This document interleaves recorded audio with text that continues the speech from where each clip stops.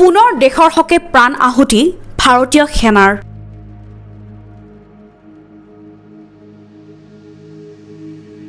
জম্মু কাশ্মীৰত শ্বহীদ 4 সেনা জোৱান। জম্মু কাশ্মীৰত পুনৰ দেশৰ নিৰাপত্তাৰ হকে প্ৰাণ তেজিলে 4 গৰাকী বীৰ সেনা জোৱানে।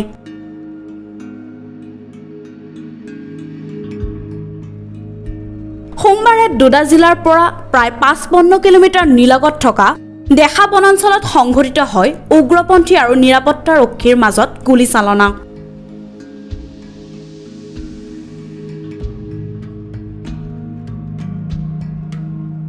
সন্ত্ৰাসবাদীৰে হোৱা সংঘৰ্ষত গুৰুতৰভাৱে আহত হৈ চিকিৎসালয়ত মৃত্যুক সাৱটি লয় 4 সেনা জোৱানে।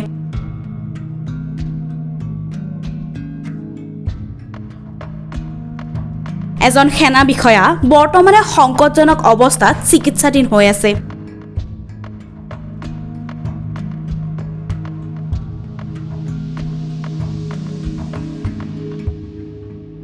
আৰক্ষী বিষয়াই জনোৱা মতে সন্ত্ৰাসবাদীৰ অৱস্থানৰ কথা গম পোৱাৰ পাছতে সন্ধিয়া প্ৰায় 7 মান বজাৰ পৰাই চলিছিল এই যৌথ অভিযান।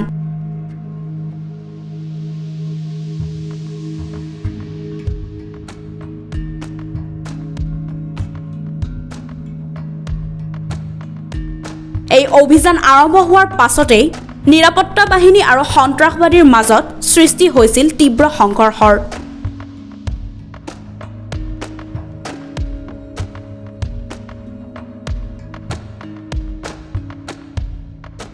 ইয়াৰ মাজতে সন্ত্ৰাসবাদীয়ে উক্ত স্থানৰ পৰা পলায়ন কৰে যদিও নিৰাপত্তাৰক্ষীৰ এটা দলে তেওঁলোকক খেদি যায়।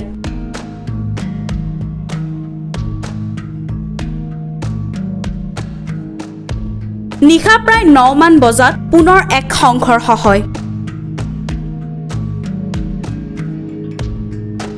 এই সংঘৰ্ষত 5 জন জোৱান গুৰুতৰভাৱে আঘাতপ্ৰাপ্ত হয় আৰু লগে লগে তেওঁলোকক হাস্পতালত ভৰ্তি কৰোৱা হয়।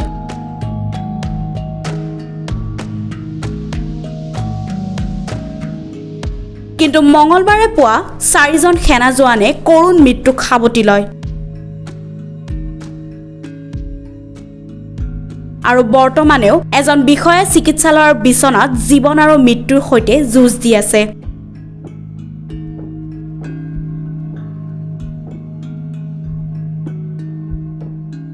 উল্লেখ্য যে বিগত কেইটামান সপ্তাহৰ পৰা জম্মু কাশ্মীৰৰ সন্ত্ৰাসবাদীৰ আক্ৰমণৰ ঘটনা বৃদ্ধি পাইছে।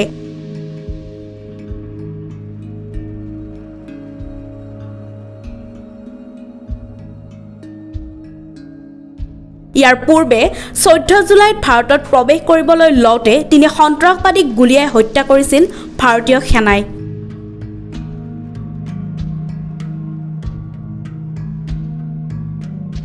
আজ জুলাইত কঠুৱাত হোৱা সন্ত্ৰাসবাদী আক্ৰমণত শ্বহীদ হৈছিল 5 জনকৈ সেনা জোৱান।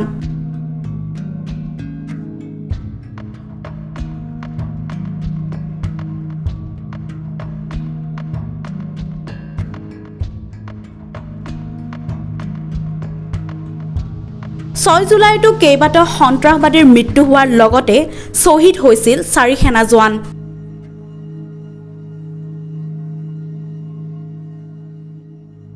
সন্ত্ৰাসবাদীৰ আক্ৰমণৰ পৰা সাৰি যোৱা নাই সাধাৰণ লোকো। 9 জুনত এখন তীৰ্থযাত্ৰীৰ বাছত আক্ৰমণ কৰিছিল সন্ত্ৰাসবাদীয়ে, য'ত প্ৰাণ গৈছিল 9 জন লোকৰ। তেতিয়াৰ পৰা সেনাই বিভিন্ন ঠাইত সন্ত্ৰাসবাদী বিৰোধী অভিযান চলাই আছিল। জম্মু কাশ্মীৰ প্ৰশাসনে কৈছে যে সন্ত্ৰাসবাদীৰ প্ৰতি কঠোৰ ব্যৱস্থা লোৱা হ'ব। জানিব পৰা মতে ডোডাত এতিয়াও সন্ত্ৰাসবাদী বিৰোধী অভিযান চলি আছে।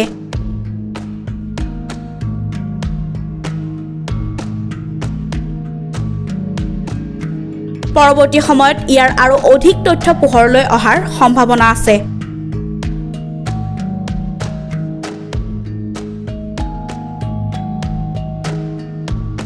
সেনা আৰক্ষীয়ে সামাজিক মাধ্যম যোগেও কয় যে ডোডাত এনকাউণ্টাৰৰ ঘটনা পোহৰলৈ অহাৰ পাছতে হস্তম হৈ আছে সকলো।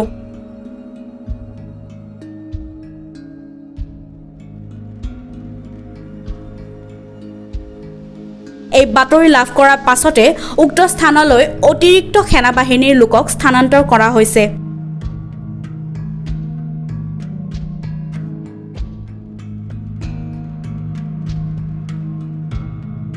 News desk report DS News 24/7।